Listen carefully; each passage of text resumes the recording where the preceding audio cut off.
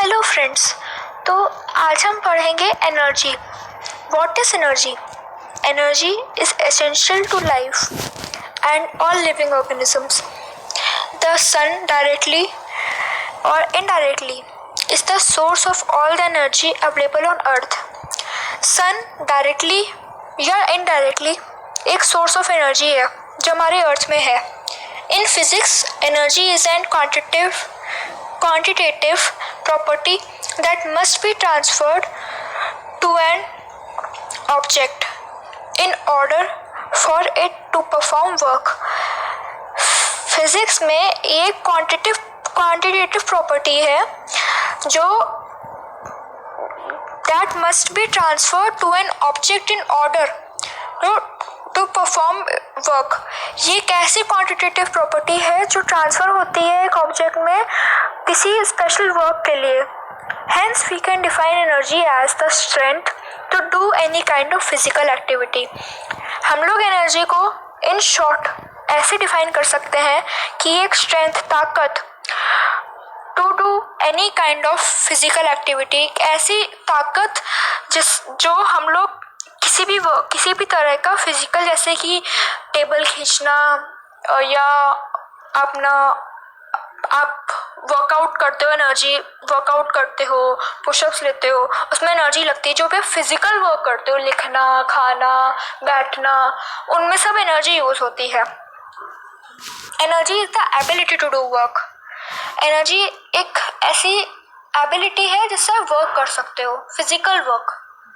Energy एक conserved quantity है and the law of conservation of energy states that energy can neither be created nor be destroyed but can also be converted from one form to another.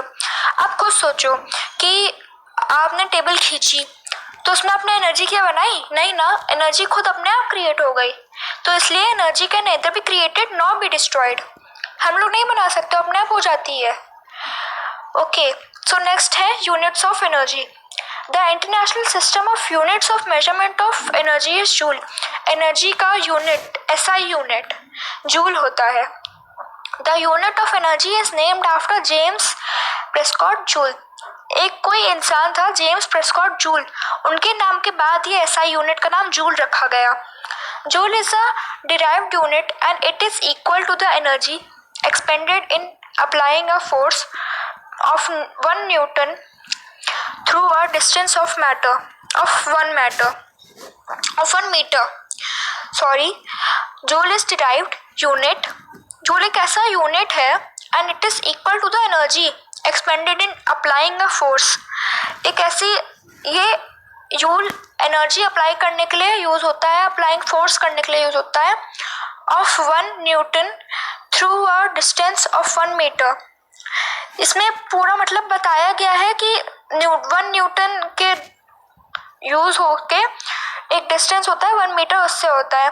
However, energy is also expressed in many other units not part of the SI, such as Earth's calories, British thermal units, kilowatt hours and kilocalories, which require a conversion factor when expressed in SI units.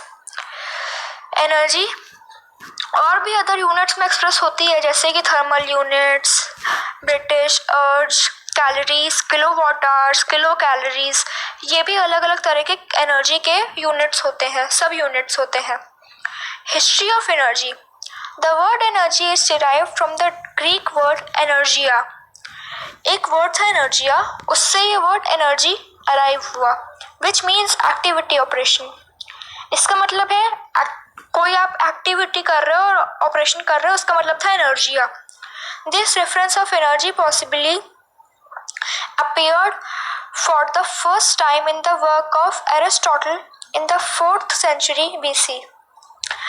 ये जो first time Aristotle ने इन ये तब हुआ था जब Aristotle थे, और ये 4th सेंचुरी थी, जब BC थी तब हुआ था ये।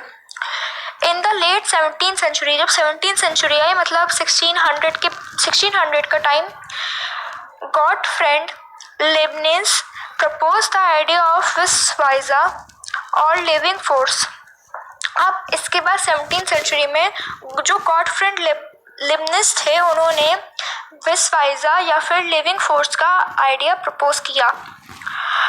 In 1807, Thomas Young used the term energy instead of vis viva.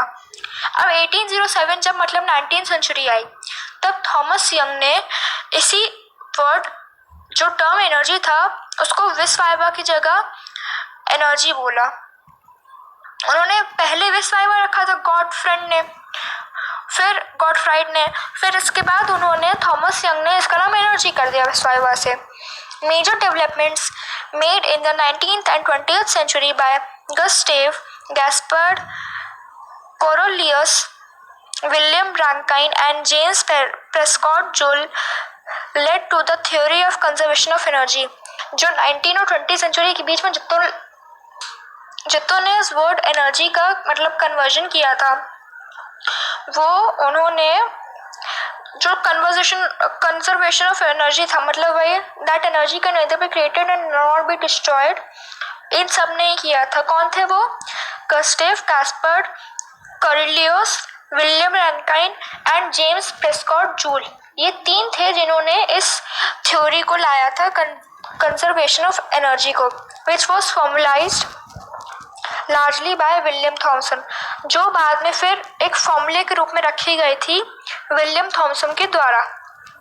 अब energy conversion, transfer and transform. Energy conversion, the movement of energy from one location to another is known as energy transfer. Normal सी बात है, energy transfer मतलब energy को transfer करना।